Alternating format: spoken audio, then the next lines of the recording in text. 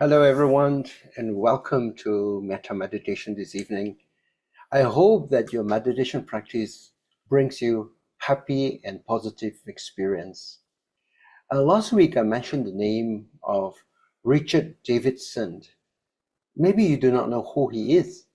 Well, this evening, I will summarize some of his findings on how meditation can help us transform our mind and emotion. Professor Richard Davidson is an American psychologist and professor of psychology and psychiatry at the University of Wisconsin at Madison, that is in the United States. And he's also the founder and chair of the Center for Healthy Minds. He has written several important books on meditation, such as The Emotional Life of Your Brain, Altered Traits, and the Science of Meditation, how to change your brain, mind, and body. Now, early in his academic career, Professor Davidson focused his research on the negative sides of emotions and adversity. So basically, he wants to look at how the brain circuits work for people who are more vulnerable to stress and develop a depression or anxiety. So basically looking at the effects of stress on the mind and what it does to the mind. But his research focus changed after meeting His Holiness the Dalai Lama in 1992. Because the Dalai Lama asked him, why can't we use the same tools to study positive emotions like kindness and compassion? So instead of focusing on the negative traits of the mind, why not focus on the positive traits? All right. So Professor Davidson's research is on neuroplasticity. Now, our brains are changing wittingly or unwittingly. Now, most of the time, we're not even aware of the forces that change our brain, since we have very little control over these forces. However, once we learn about meditation and what it does to our brain, we begin to understand that we can indeed rewire our brain in a positive direction. Indeed, we should take more responsibility for our own brains and what it does in transforming the mind. The well-being of people in modern societies face 4 challenges that shapes our brains, and they do so without our consent or knowledge. So this is what you call unwittingly. Now, Professor Davidson mentioned about 4 things, 4 challenges. First is what we call distractibility. Now, research indicates that if we were to ask people 3 questions, number 1, what are they doing right now? Where is their mind right now? At this moment, how happy or unhappy they are? Are they? How happy or unhappy are they? On average, he says that an adult spends about 47% of her life or his life not paying attention to what is he doing. Okay, so most of the time, half of the time, people are distracted. Their mind is not where it should be. They're not paying attention. And what they discover is that there is a strong relation between being significantly unhappy and not paying attention to what they're doing. So in other words, if our mind is distracted, we're not paying attention to what we're doing, we are more inclined to be unhappy. And in fact, there is a scientific paper that draws this relation. The scientific paper is entitled, "A Wandering Mind is an Unhappy Mind."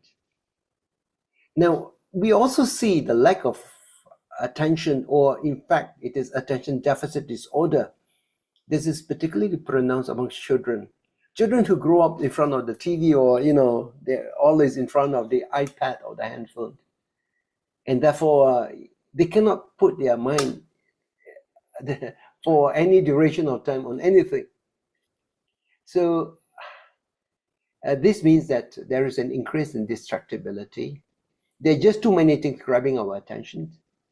And given the correlation between unhappiness and being distracted, so you can understand why children face problems with unhappiness and irritability.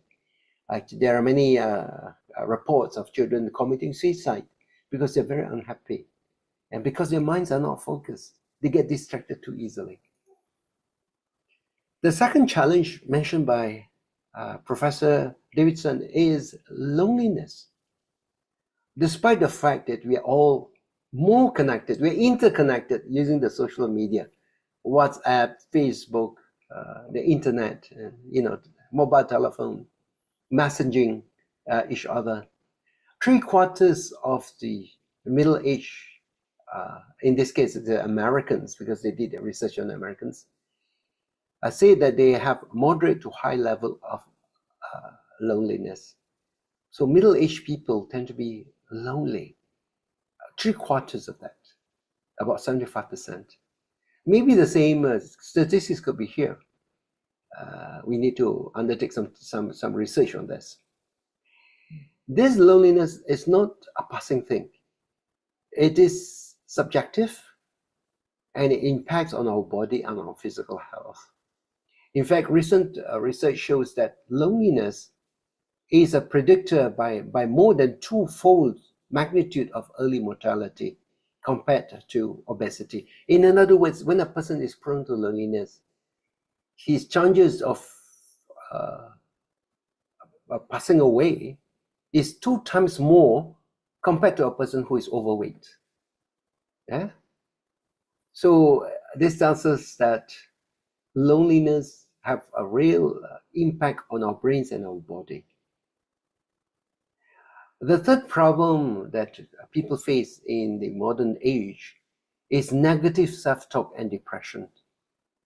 So we have a narrative in our mind that we carry around about who we are, and sometimes we have negative beliefs about ourselves. And this brings about depression.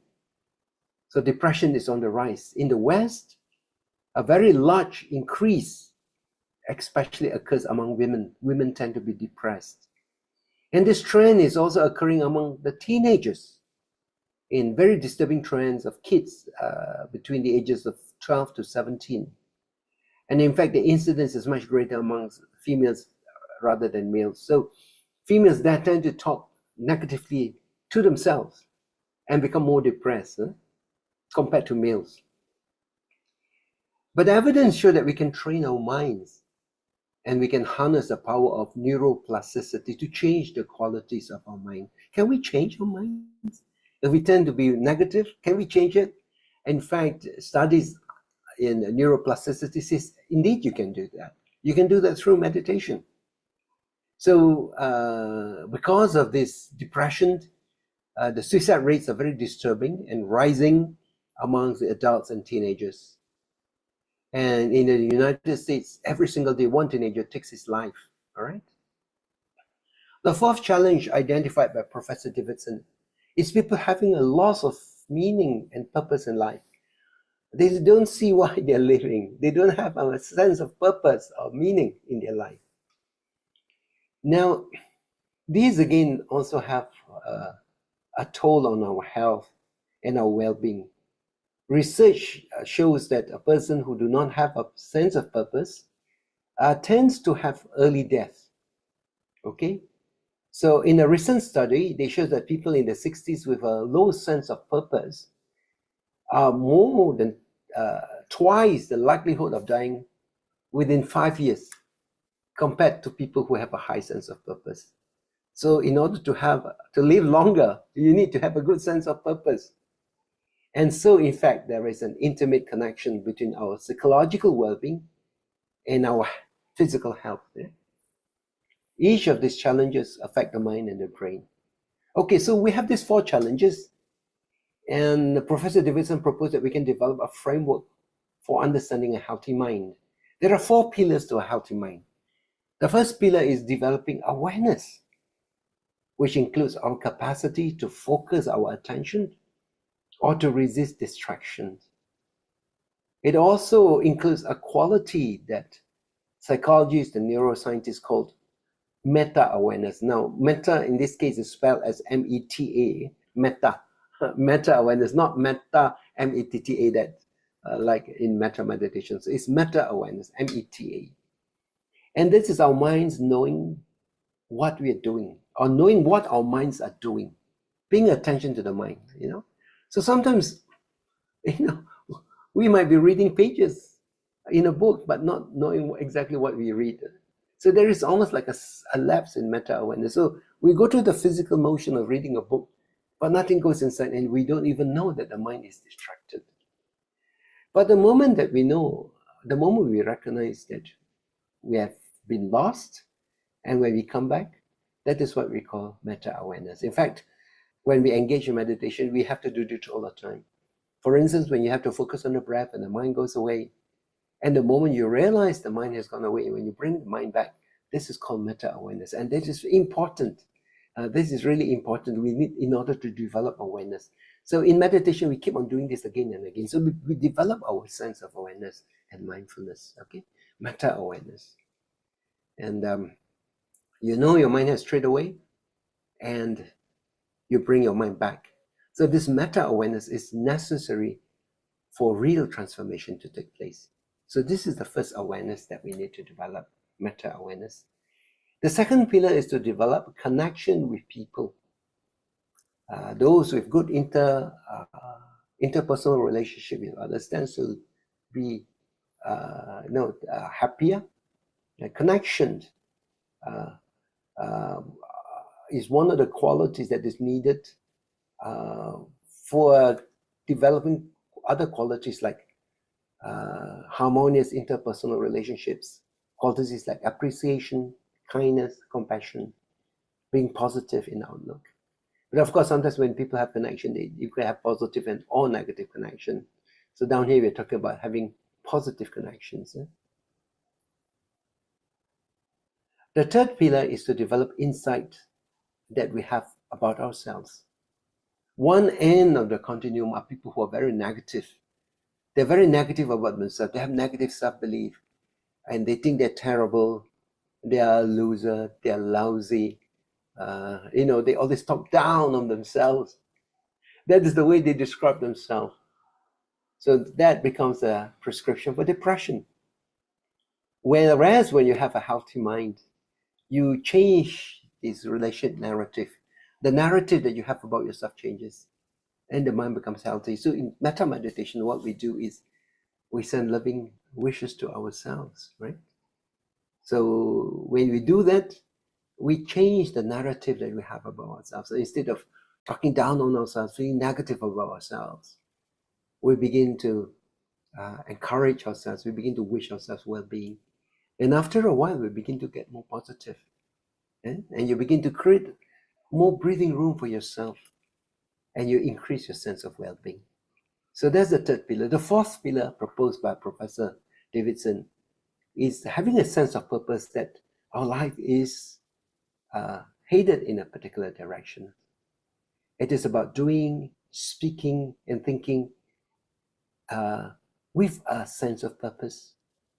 Now, even taking out the garbage, doing the laundry or cleaning your house itself could be related to a sense of purpose. For instance, you want to keep your house clean and tidy in order to foster a good frame of mind, rather than thinking, oh, I am doing this, and just disliking the fact that you have to take the garbage out and doing the laundry.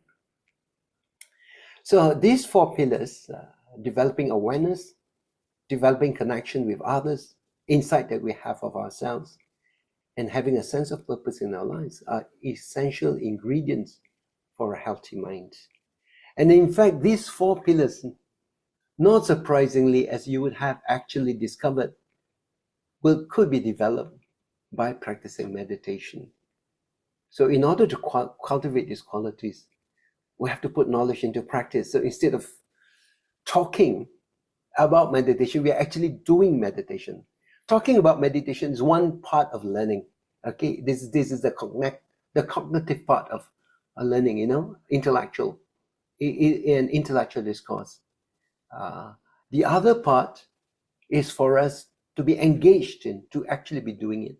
And actually, the first part on the cognitive part and the second part, learning by doing, operates in different parts of the brain. Okay, so different brain circuits are activated.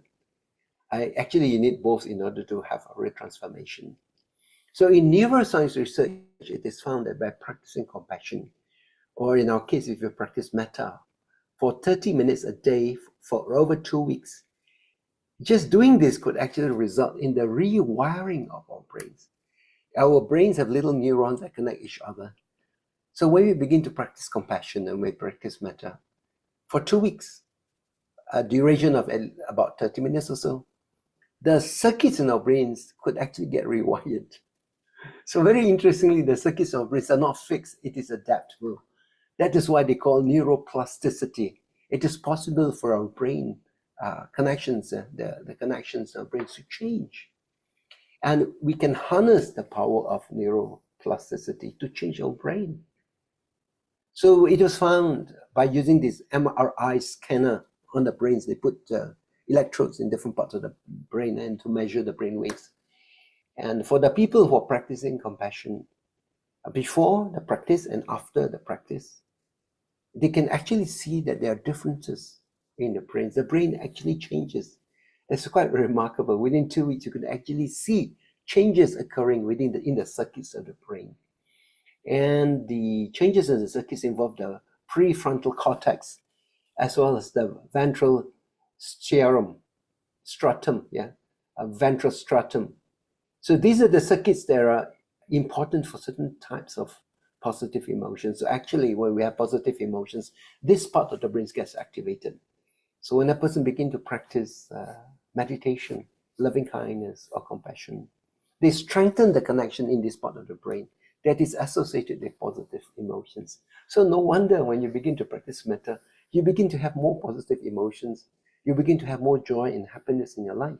It's because something is happening, not only at the thought level, it is actually occurring at your brain level.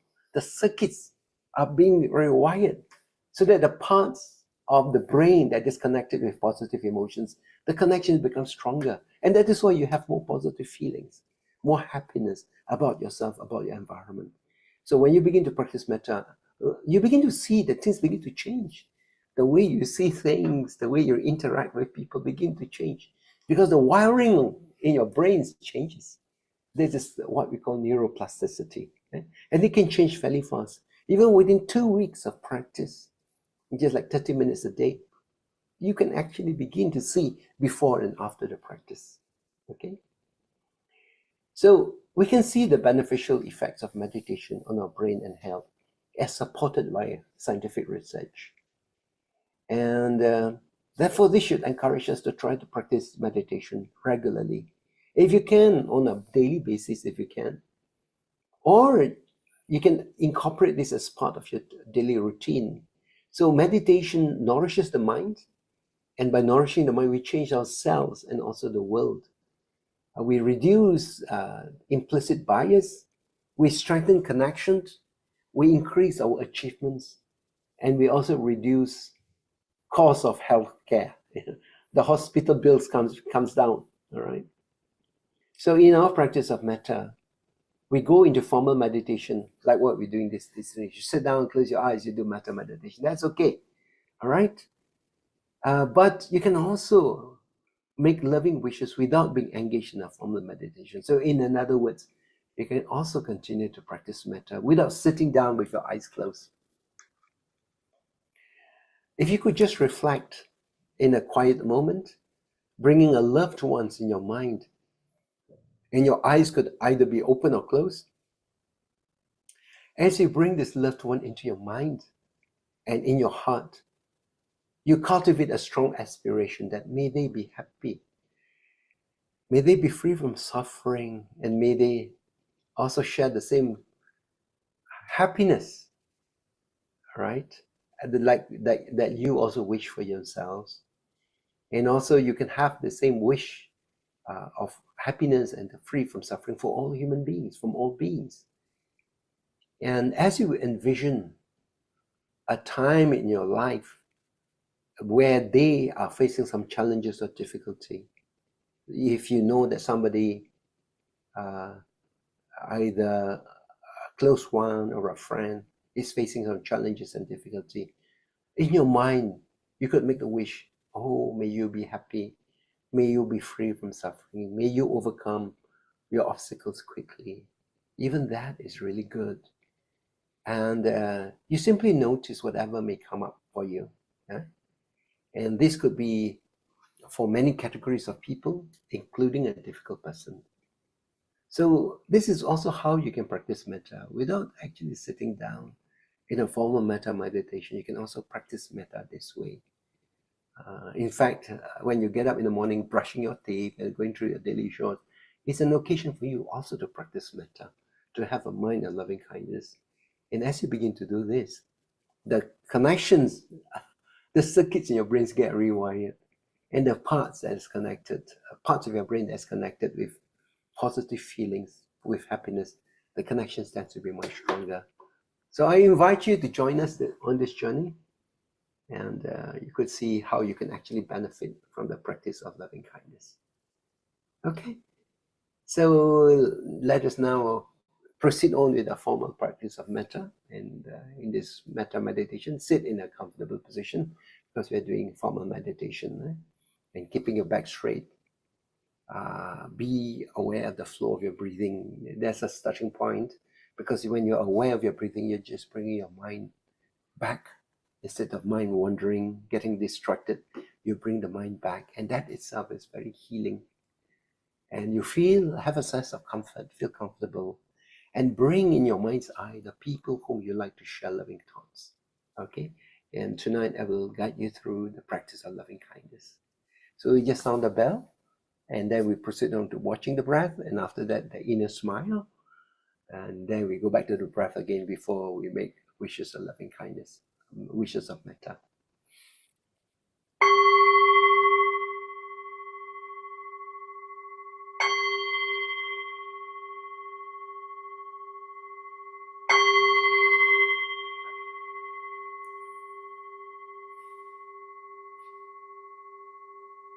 The sound of the bell invites our mind to come home, for the mind to be centered. Maybe a good way of centering the mind is to watch the breath. So let us take a few deep breaths, relaxing ourselves as we breathe in and out.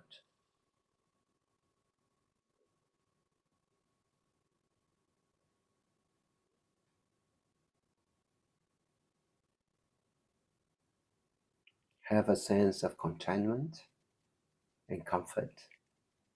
There is nothing else that you really require right now except to turn your mind to meditation.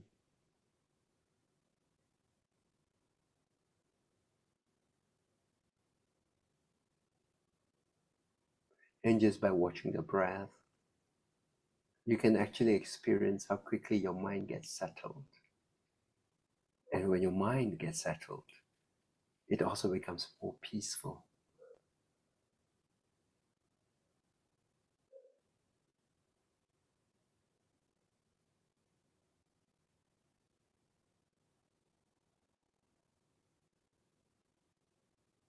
Now let us proceed to the practice of the inner smile.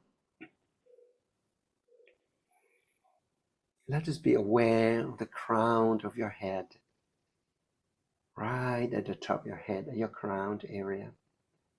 Be aware of your crown.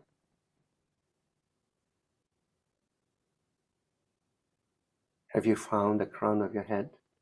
If not, just the scalp on your head will do. Can you feel some sensations there? Okay.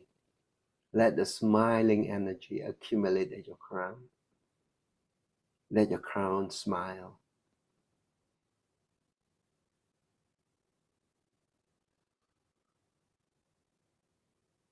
Let the smile flow down to your forehead.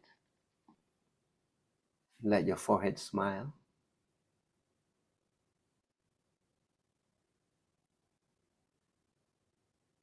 And bring your attention to between your eyebrow. Let the smiling energy accumulate between your eyebrows.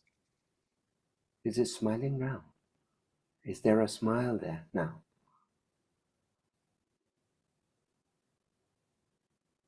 Now bring the smile down to your eyes. Let your eyes smile.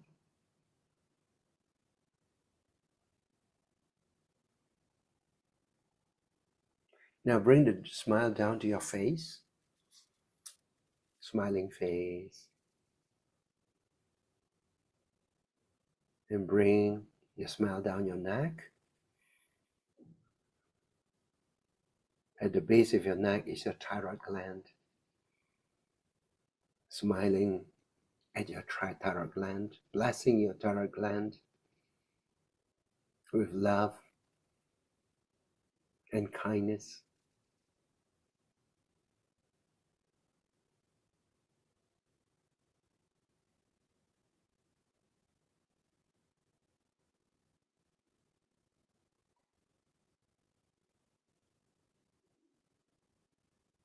And now to your heart.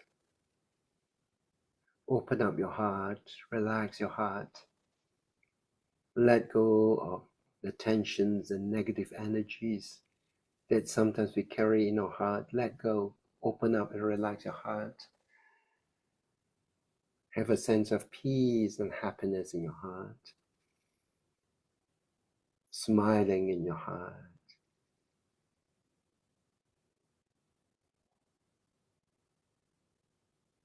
And let the smile now radiate from your heart to your lungs.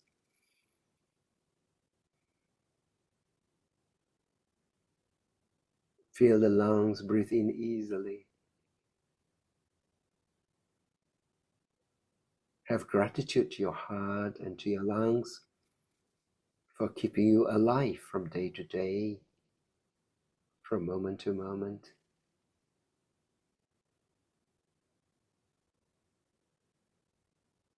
And now moving your attention to your solar plexus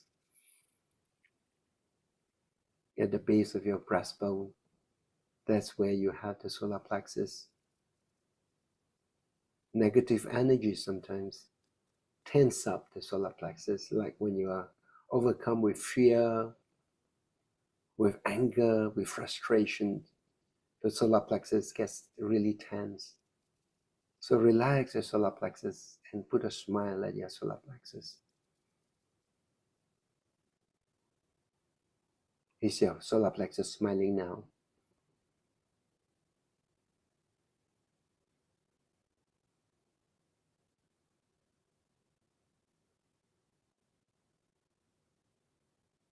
And now, just to the right side of your body, just below your rib cage is your liver. Put a smile on your liver.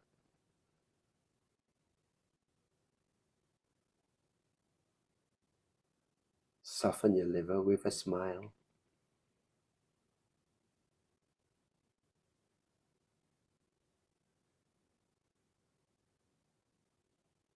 And now moving down to your back, to your lower back, that's where your kidneys are.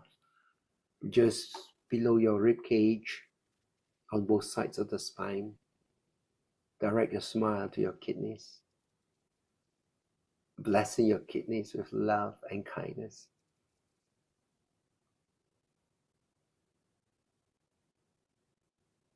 Are your kidneys smiling?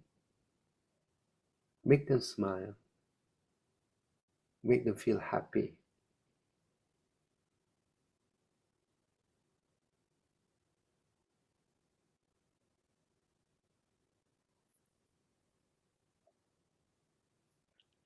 And now to the left side of your body, where you have the spleen. Smile at your spleen.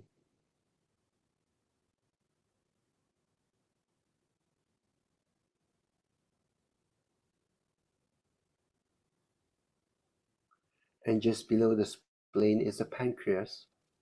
Pancreas also rests against your stomach.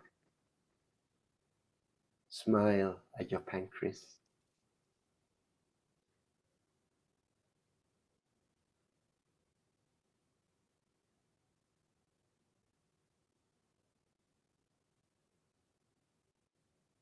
And now be aware of your stomach and your intestines.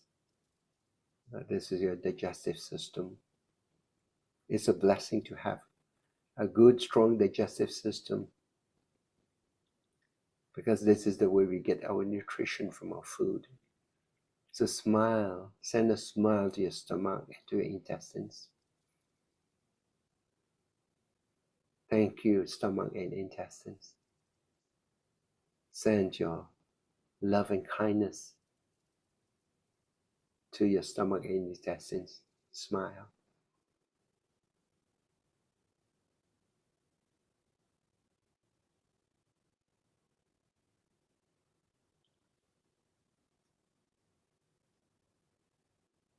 And to your urinary tract and your bladder. You like this to be healthy. So send your smiling energy to your bladder, to your urinary tract. And also the prostate gland for the males, and the ovaries and uterus for the females.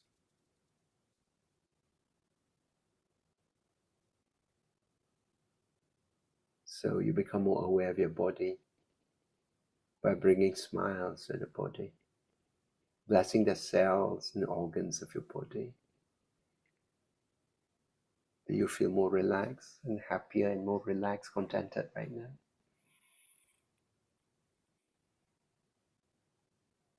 Taking a few deep breaths, just breathing in and breathing out and having a sense of well-being and happiness with smiles all over your body, to your organs, with wishes of good health, well-being.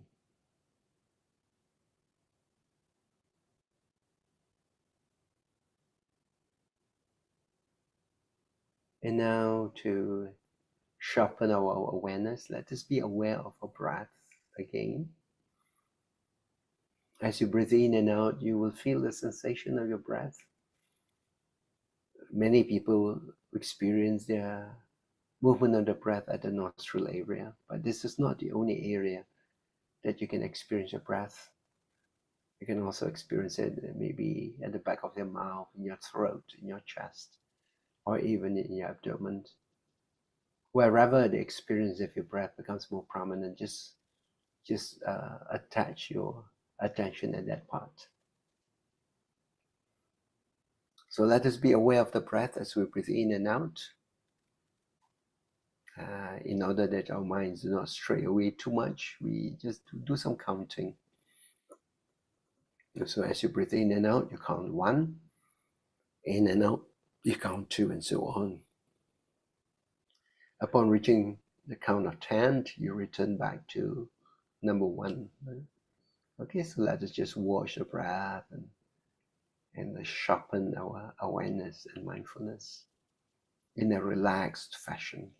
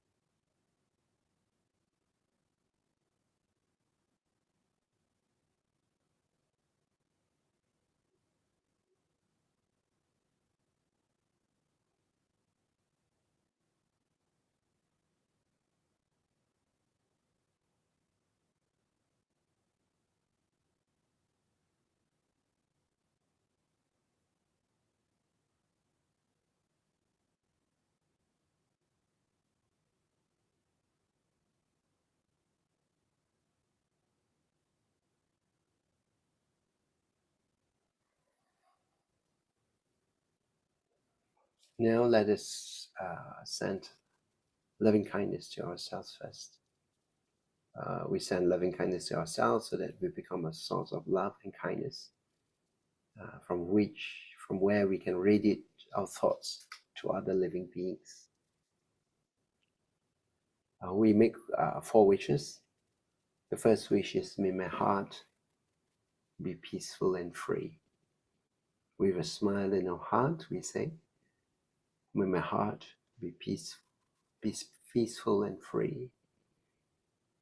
The second wish is, may my mind be happy. Third wish, may my body be healthy. And the fourth wish, may I be well and happy. So with a smile in our heart, let us make the first wish. May my heart be peaceful and free. So as you make this wish, embrace yourself with loving kindness. And try to feel the loving wishes within. May my heart be peaceful and free.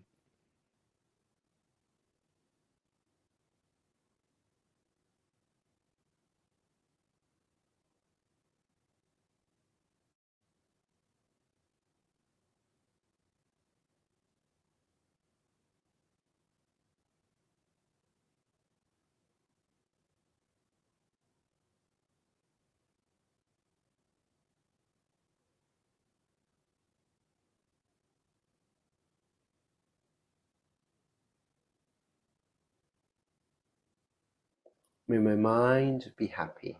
Make the wish. May my mind be happy.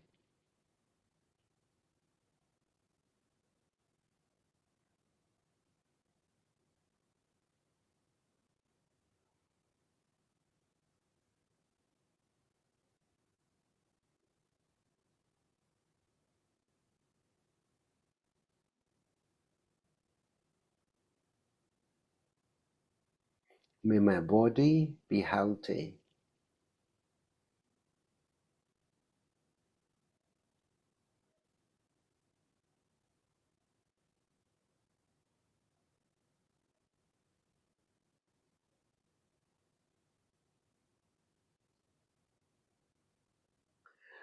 May I be well and happy.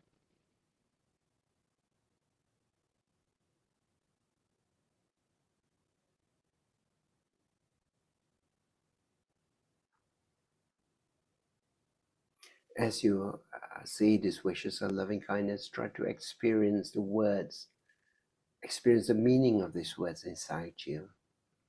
May my heart be peaceful and free.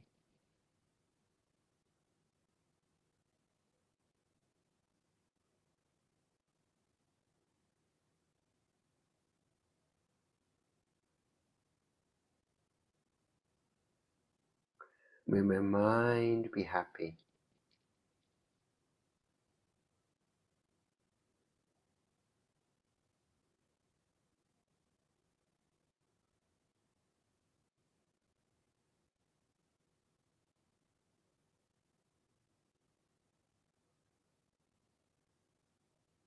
May my body be healthy.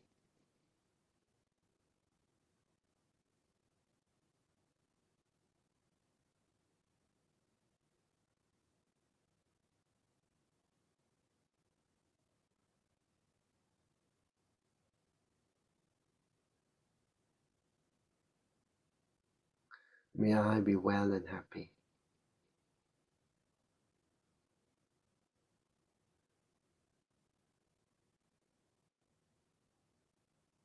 Now let us send our thoughts of loving kindness to our first group of people to whom it is easy for us to send loving kindness to because of our gratitude to them. People in this group includes your parents, your grandparents, your teachers, your mentors. So you make these wishes to them, wishing them well as you begin to think about their qualities, the sacrifices they have made, the kindness they have given to you through all these years. And with a heart filled with gratitude, you say, May your heart be peaceful and free, and so on. You say those 4 wishes. Now, if you're making wishes to your mother, just imagine that your mother is seated in front of you and she's smiling, she's in a good mood, and you say to her, Mother, may your heart be peaceful and free. May your mind be happy. May your body be healthy. May you be well and happy. So you speak with sincerity and with gratitude. In the same manner, you will make the same wishes to your father, to your grandparents, and to your teachers, especially your Dharma teachers who have shown you the way, to your mentors, people who have supported you and encouraged you and given you things in order to help you out. So you speak to them from your heart, thanking them for their kindness and wishing them wishes with thoughts of loving kindness, metta. Okay? So let's send our thoughts of loving kindness to this first group of people.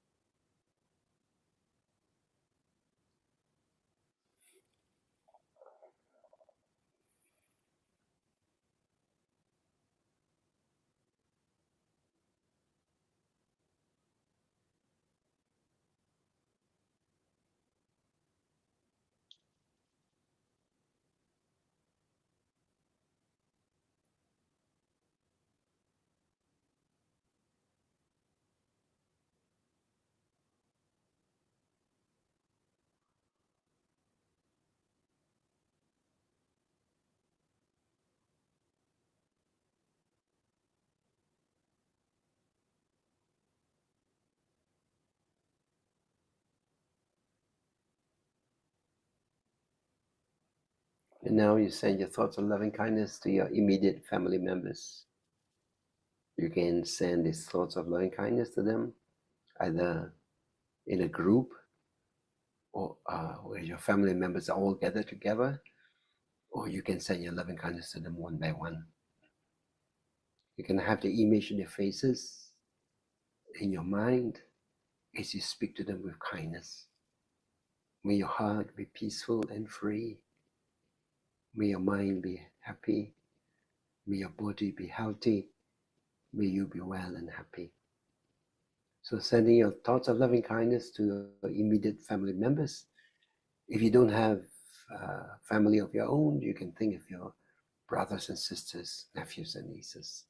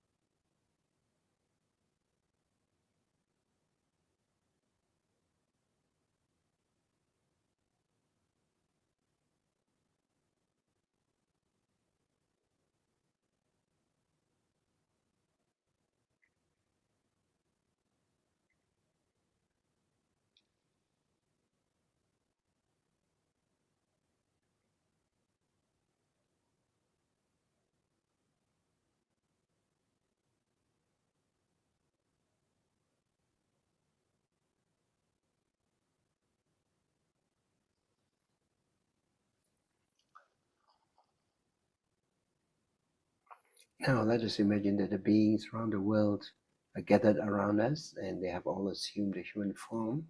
So there are beings in every direction. Let us send our thoughts of loving kindness to all the beings in the forward direction. Beings in the forward direction, may your heart be peaceful and free. May your mind be happy. May your body be healthy. May you be well and happy.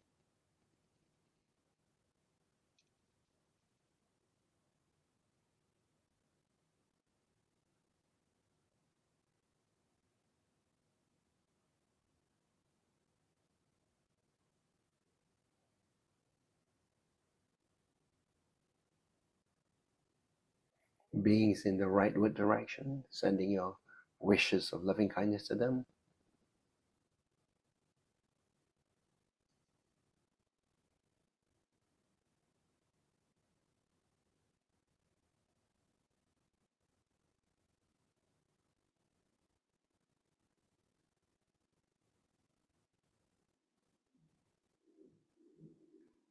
Beings in the backward direction.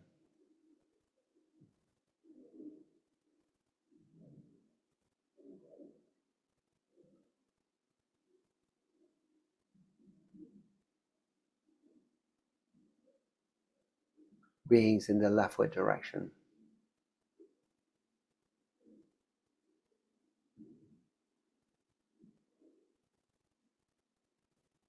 Beings in the downward direction.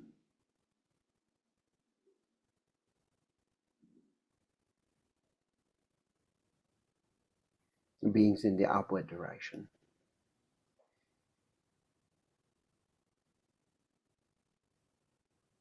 Sending your loving kindness in all directions throughout the world.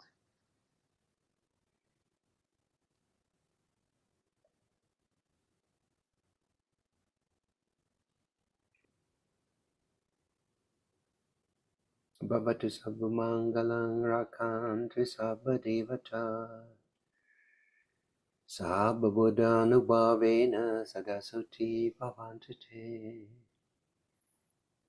Bhavatu Sabbamangalang Rakantu Sabbadevata Sabbadhammanubhavena Sadasuti Bhavantu Te.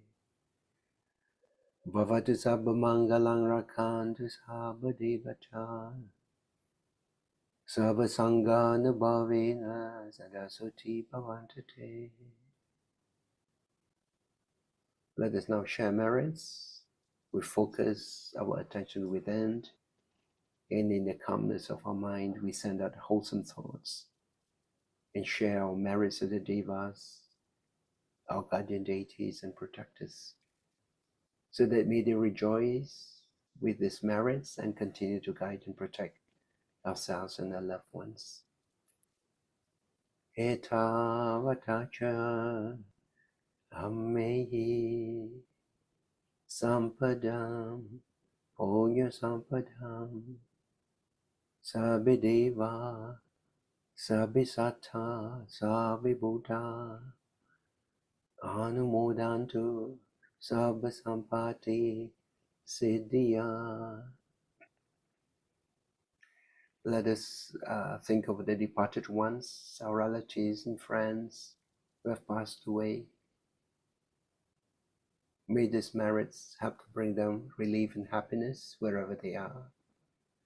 Idang me nyatinang hotu sukita hontu nyatayo. Idang me nyatinang hotu sukita hontu nyatayo. Idang me nyatinang hotu sukita hontu nyatayo. Let us make some aspirations. By the grace of these merits, may we not follow the way of the foolish. May we be blessed with wise friends and skillful teachers. May we follow the path of Dhamma wherever we are, and may we one day achieve the highest bliss of Nibbana. Imina punya kamena mami bala samagamo satang samagamo hotu yava nibbana patiya. Let us make a closing invocation. O Buddha, my spiritual master and refuge, Thank you for the blessings, guidance, and protection. The Dhamma, holy saints and spiritual teachers, Bodhisattvas, Dhamma protectors and devas. Thank you for the blessings, guidance, and protection. May the Buddha be at my head, the Dhamma in my heart, and the Sangha by my side to guide and protect me always.